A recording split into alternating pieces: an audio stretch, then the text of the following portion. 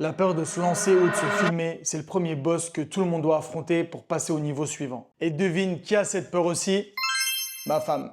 Pourtant, elle fait bien plus dur. Son métier, c'est quand même de jouer devant des milliers de personnes, de passer à la télé et de gérer une pression de dingue. La réalité, ce qui nous fait tous peur, c'est pas de parler tout seul devant son téléphone, c'est le regard des autres. Et à chaque fois, on imagine le pire.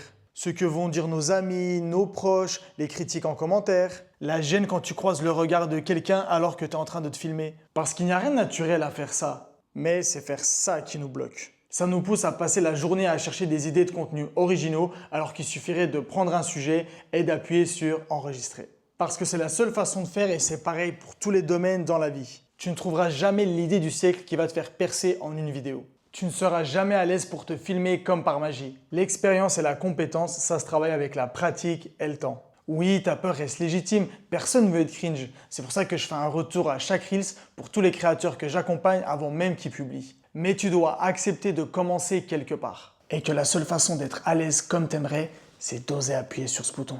Et si tu n'es pas d'accord avec tout ça, c'est juste que tu n'es pas encore prêt à te lancer.